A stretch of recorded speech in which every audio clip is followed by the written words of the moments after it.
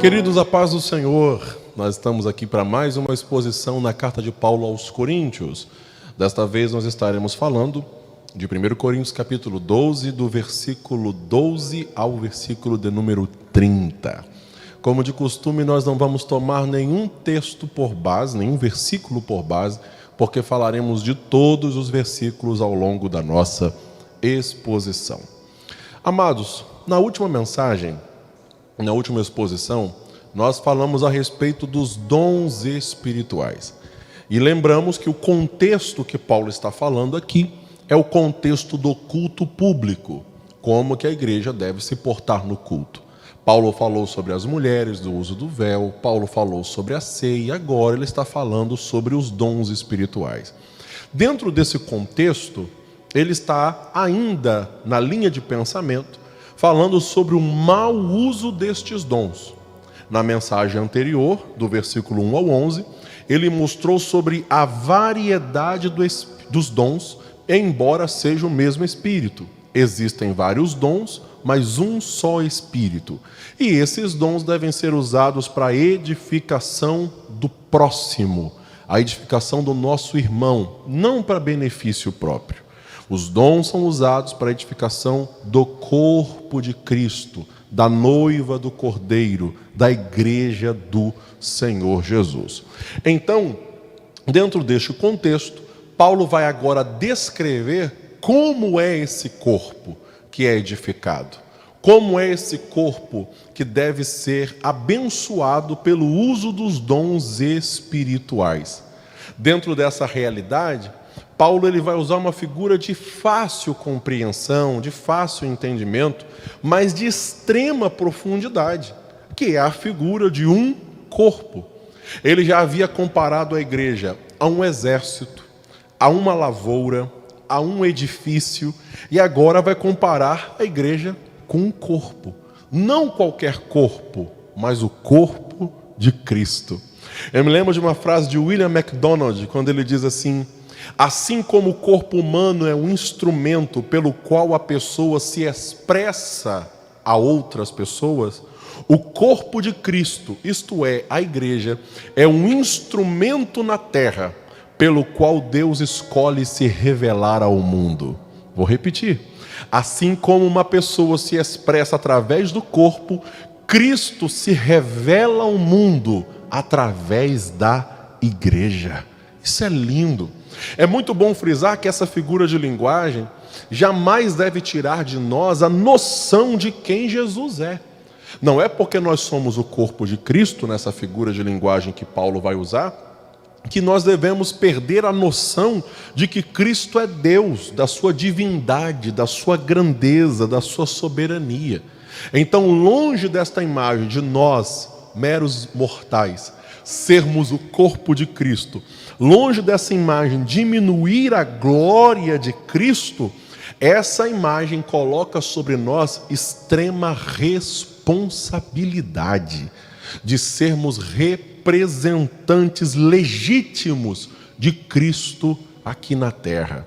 Então, como parte do corpo de Cristo, eu preciso me comportar, eu preciso agir como Cristo agiria se estivesse no meu lugar. Então repousa sobre nós uma grande responsabilidade. Dentro desse contexto que somos o corpo, Paulo começa no versículo 12 e 13 dizendo assim: porque assim como o corpo é um e tem muitos membros, e todos os membros deste um corpo, sendo muitos, são um só corpo, assim Cristo também é. Versículo 13, pois todos nós fomos batizados em um Espírito, formando um corpo, quer judeus, quer gregos, quer servos, quer livres, e todos temos bebido de um mesmo Espírito. O que Paulo está dizendo aqui? Ele vai começar dizendo como foi que nos tornamos esse corpo místico de Cristo.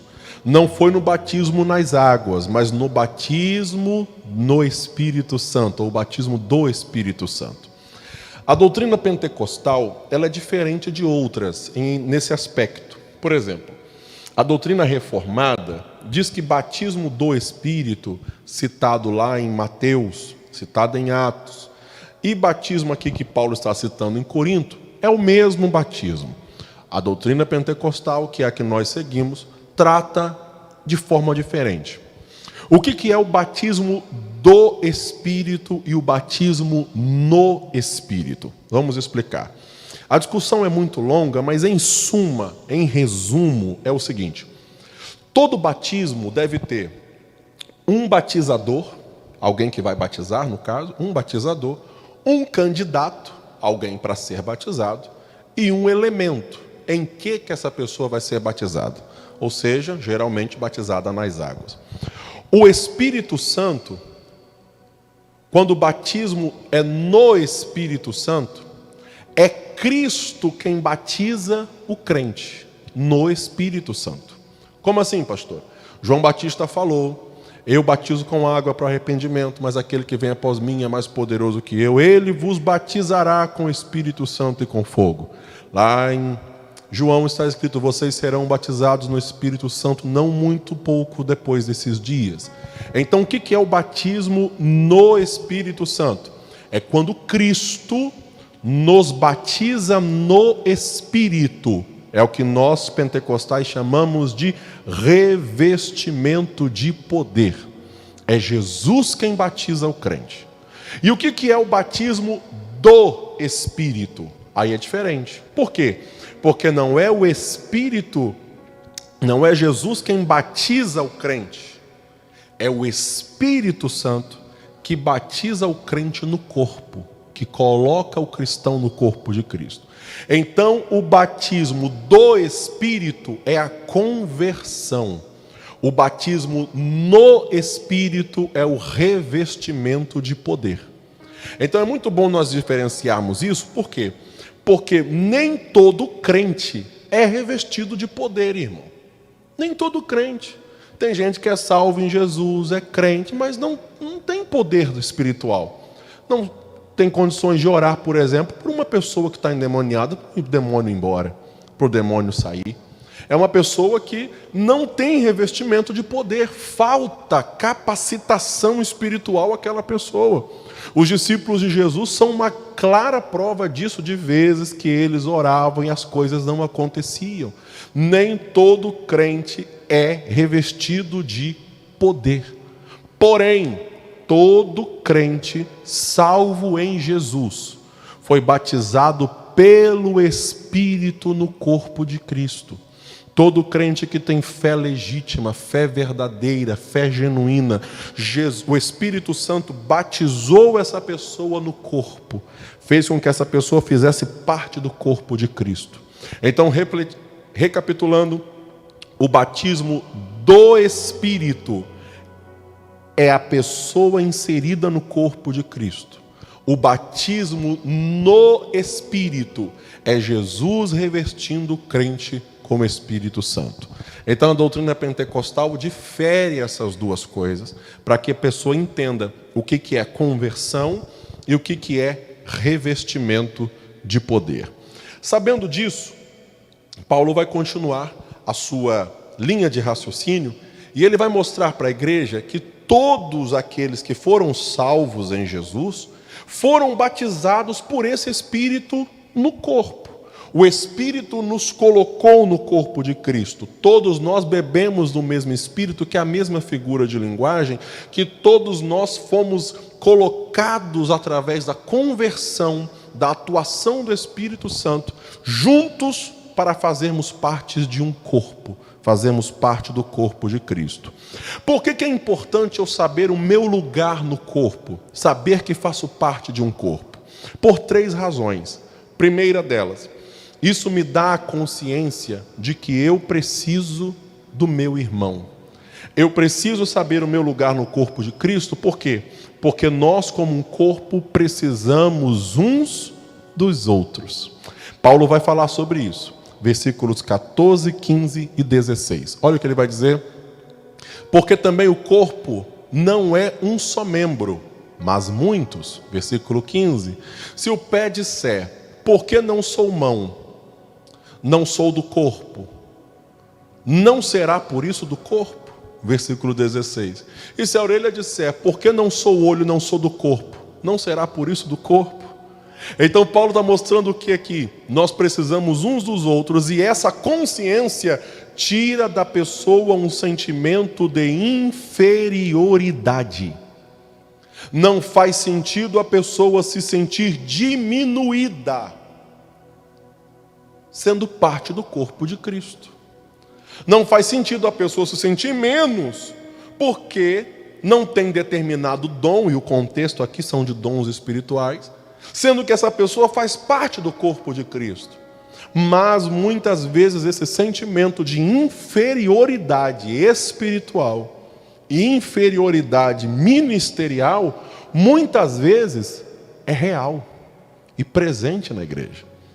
Principalmente na igreja de Corinto. Por quê? Porque haviam grupos na igreja e havia o exibicionismo e o mau uso dos dons. Paulo está falando que nós devemos usar os dons para edificação. Por quê? Porque quando nós usamos os dons para nos exibirmos, exibir nosso talento, exibir nossa sabedoria, exibir o que fazemos, nós podemos acabar diminuindo outra pessoa que não tem o mesmo dom que nós. Então Paulo está dizendo para essas pessoas que se sentem diminuídas: não se sintam assim. Porque você é uma parte pequena do corpo, você não faz parte do corpo. Porque você é uma parte que não aparece no corpo, você é dispensável do corpo. Você é uma pessoa que pode ser excluída do corpo.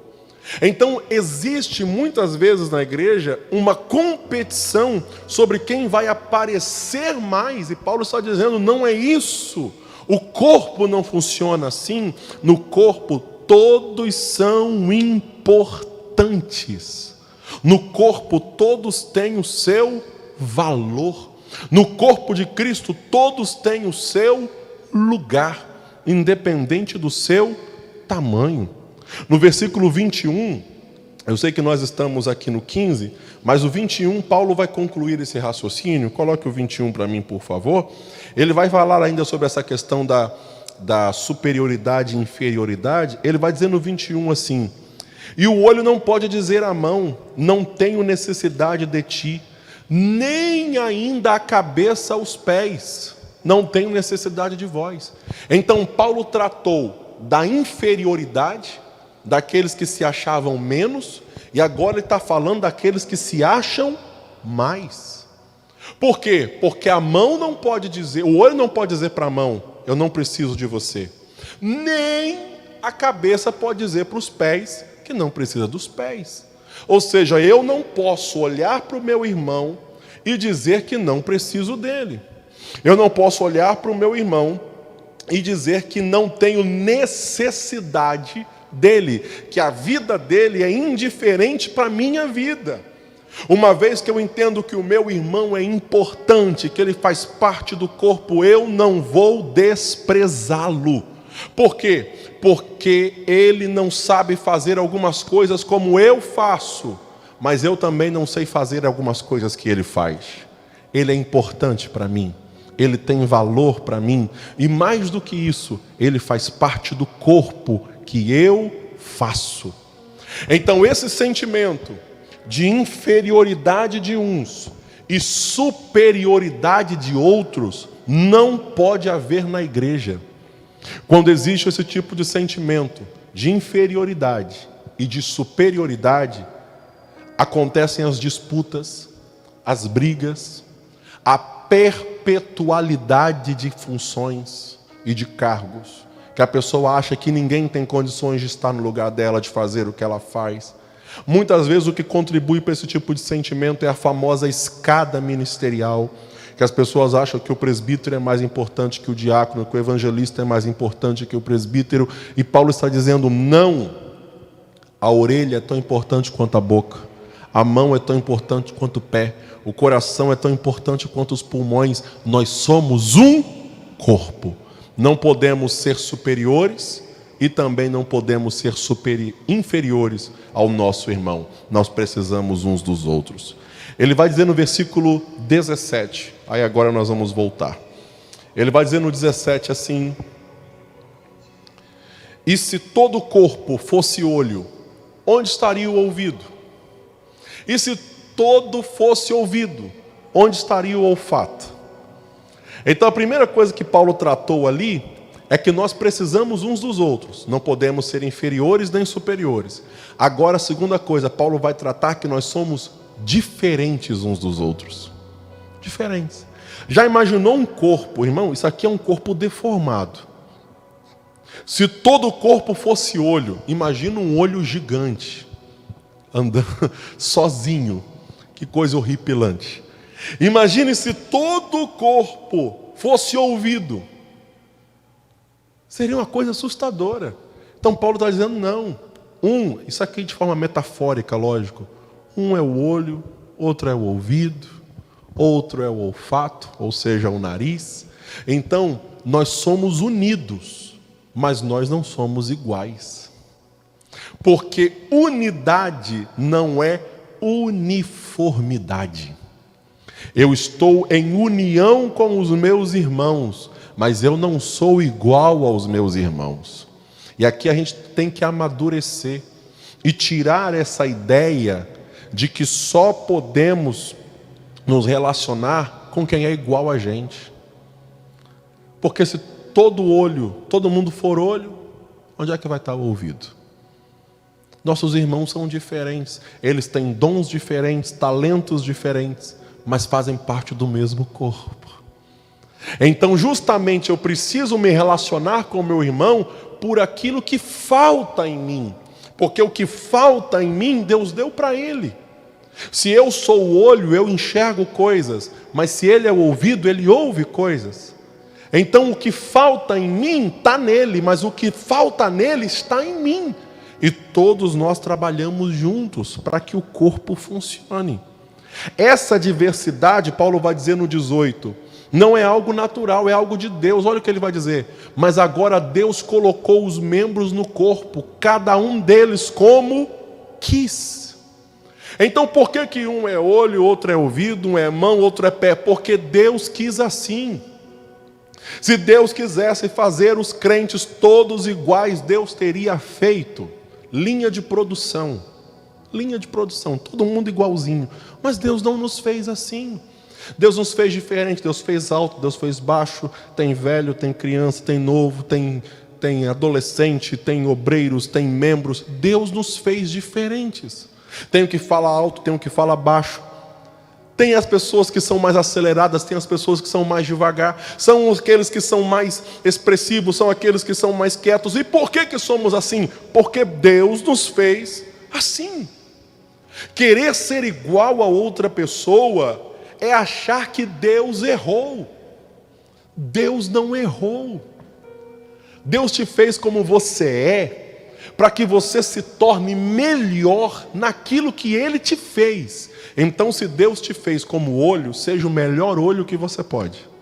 Se Deus te fez como mão, seja a melhor mão que você pode.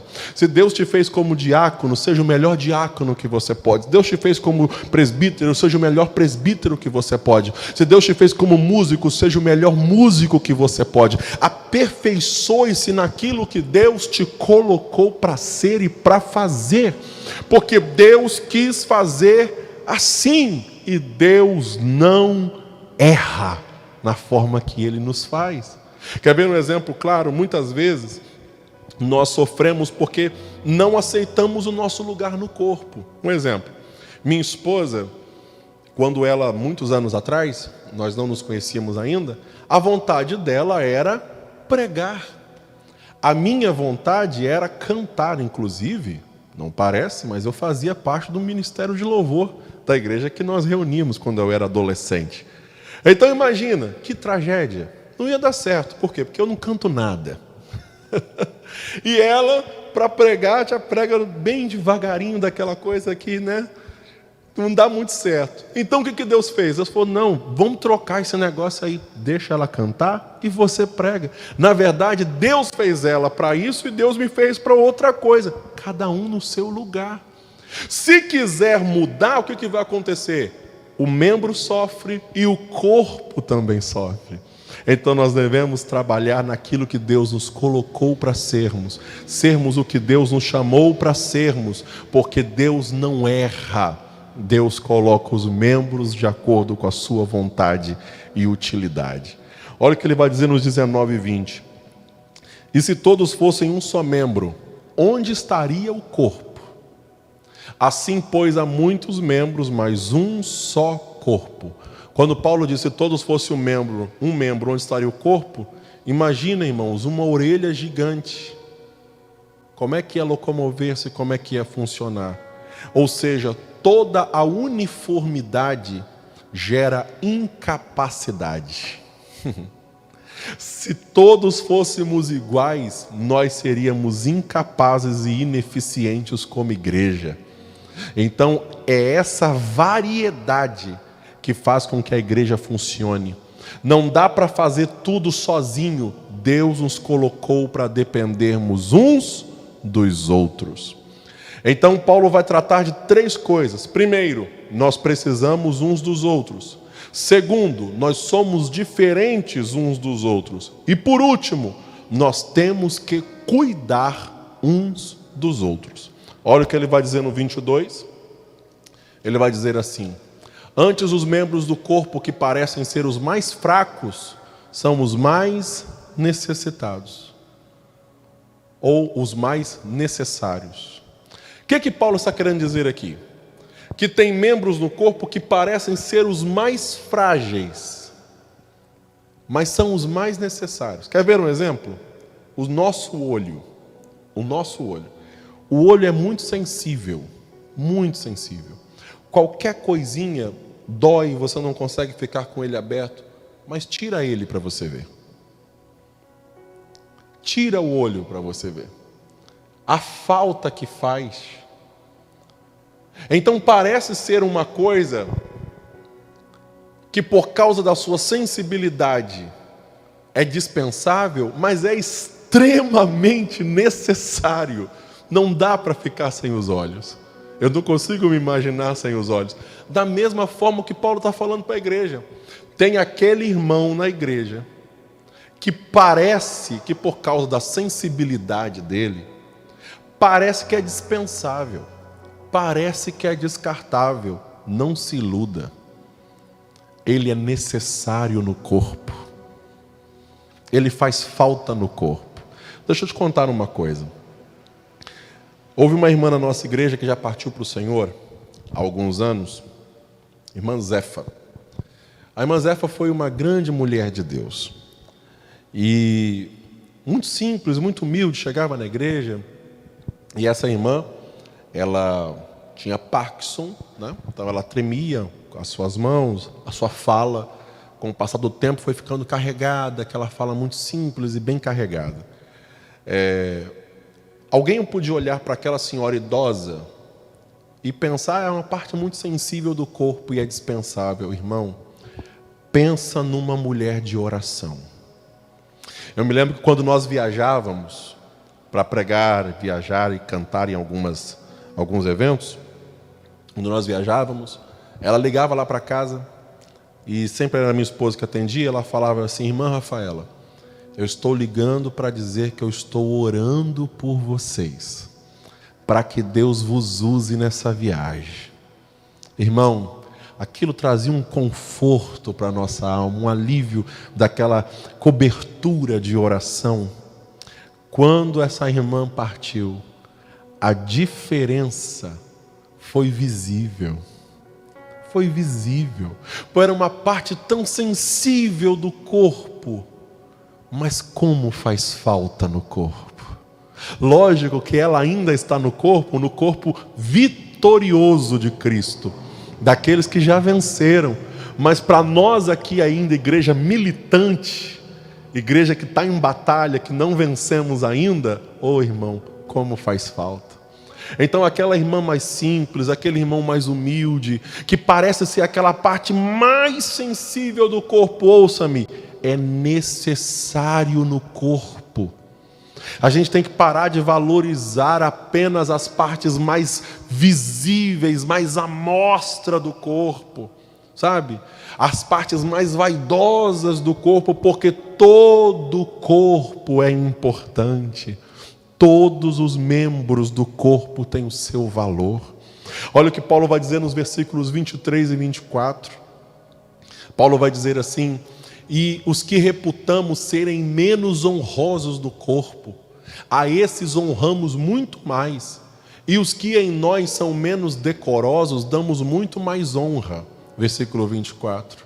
Porque os que em nós são mais nobres, não têm necessidade disso. Mas Deus assim formou o corpo, dando muito mais honra ao que tinha falta dela. O que Paulo está dizendo aqui?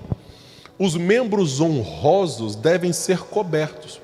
E outras partes, que são mais à mostra, não têm necessidade. O que ele está dizendo? Por exemplo, ele está usando a figura de um corpo. Então existe aquela parte que você amostra. Por exemplo, os cabelos.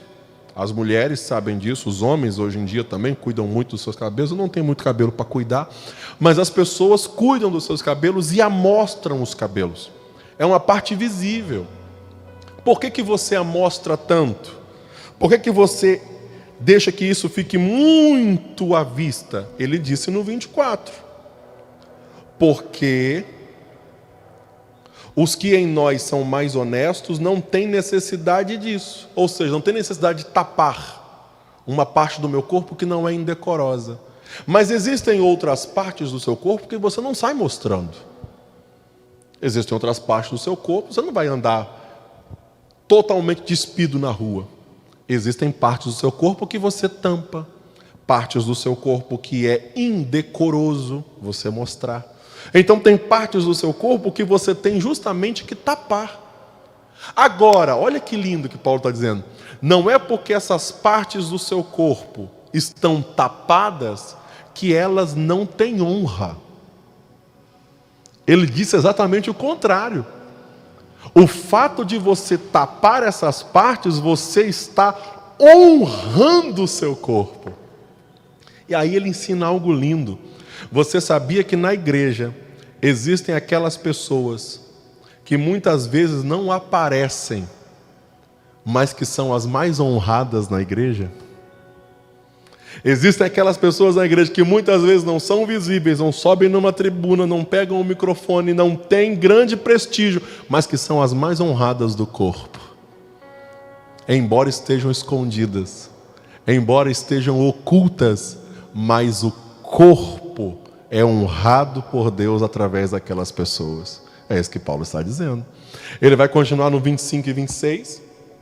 Ele vai dizer assim: de maneira... 25 e 26. Para que não haja divisão no corpo, mas antes tenham os membros igual cuidado uns dos outros. 26. De maneira que, se um membro padece, todos os membros padecem com ele. E se um membro é honrado, todos os membros se regozijam com ele. Esse sentimento de cuidar uns pelos outros deve gerar em nós alegria e tristeza quando um membro sofre. Quer ver um exemplo? Imagine você, isso acontece comigo o tempo todo. Você está andando em casa e de repente você bate o dedinho do pé na quina da mesa. Irmão, não é só o dedinho que sofre. Aí se eu bater o dedinho do pé na quina da cadeira, na quina da mesa, do sofá, você vai ver um homem, um negão de 1,84 m com mais de 100 kg cair no chão. Ali dói o pé, ali dói, eu boto a mão, ali eu choro. Todo o corpo sente. E olha que eu bati o dedinho. Então Paulo pega isso como um exemplo para mostrar o quê? Que se um membro, por menor que seja, sofrer, todo o corpo deve sofrer junto. Todo o corpo sente. Mas também, se um membro for vitorioso, conquistar alguma coisa, se alegrar, o que acontece com o corpo? Todo o corpo também deve se alegrar junto. Como que eu vou ter inveja de mim mesmo? Imagine minha mão direita falando para a mão esquerda: eu tenho inveja de você. Imagine meu olho esquerdo falando para o meu olho direito: eu tenho inveja de você. Como é que eu vou ter inveja do meu irmão se eu e ele somos do mesmo corpo? Como é que eu vou me entristecer pela vitória, pela bênção do meu irmão ou ele comigo se nós somos o mesmo corpo? Como é que nós vamos invejar a conquista de alguém se nós somos o mesmo corpo? Como é que ele vai ser feliz e eu vou estar triste se nós somos o mesmo corpo? Isso aqui Paulo está mostrando para a igreja o quê? Eu deixo de comer alguma coisa que vai prejudicar meu corpo. Então, da mesma forma, eu também devo deixar de fazer algumas coisas que vai prejudicar meu irmão. Eu devo me importar com meu irmão, eu devo cuidar do meu irmão, e eu devo usar os dons espirituais para quê? Para abençoar o meu irmão, porque ele faz parte do mesmo corpo que eu faço. Aí Paulo vai concluir o pensamento, dizendo assim nos versículos 28 a 31, para concluirmos a exposição. Ele vai dizer assim: e a uns pôs Deus na igreja, primeiramente apóstolos, em segundo lugar profetas, em terceiro doutores, depois milagres, depois dons de curar, socorros, governos e variedades de línguas. 29. Porventura são todos apóstolos, são todos profetas, são todos doutores, são todos operadores de milagres. 30. Tem todos dons de curar, falam todos em diversas línguas, interpretam todos. E 31. Portanto, procurai com zelo os melhores dons, e eu vos mostrarei um caminho mais excelente. O que Paulo está mostrando? Não somos todos iguais, cada um tem a sua parte. Uns curam, outros profetizam, outros falam em línguas, outros interpretam, outros oram, outros pregam, outros cantam, outros evangelizam, mas todos temos o nosso lugar no corpo. Quando entendemos isso, não existem disputas do corpo. Quando entendemos isso, não existe exibicionismo de dons. Quando entendemos isso, não existe vaidade no ministério. Quando entendemos isso, nós procuramos os dons para cuidarmos do corpo. A questão que Paulo conclui aqui não é se devemos ou não procurar os dons. A questão que Paulo conclui aqui é: por que procuramos os dons? Paulo diz que nós devemos procurar os dons espirituais, os melhores dons. Por quê? Para a edificação do corpo. Por que eu quero pregar? Por que eu quero ser capacitado? Por que eu quero ser usado? Por que eu quero ser capacitado? Para o meu benefício? Para a minha vaidade? Para minha honra ou para honrar o corpo? Deus não dá ferramentas para quem não usa para a edificação do corpo. Deus só dá ferramentas para quem entende que ele é um membro de algo muito maior, de algo muito mais importante, que o todo é mais importante que o individual. Que essa palavra alcance o seu coração, que nós possamos procurar com zelo os melhores dons, a fim de edificarmos a igreja e entendermos que nós fazemos parte de algo muito maior, que é o corpo de Cristo. Vamos orar? Pai bendito, nós te damos graças. Muito obrigado por tua palavra, obrigado por tua mensagem, obrigado por falar conosco. Ajuda-nos, Senhor, a entendermos o nosso lugar nesse corpo, a nos alegrarmos, ó Deus, com os outros membros. Ajuda-nos, Senhor, a edificarmos esse corpo, essa coletividade, essa obra tão magnífica que é a obra do Senhor, através do corpo, que fomos unidos pela ação do Espírito Santo. Que o Senhor nos dê sabedoria, nos dê discernimento, nos dê condições, e que o teu nome seja glorificado. Assim nós oramos, assim nós cremos, em nome de Jesus. Amém. Que Deus te abençoe.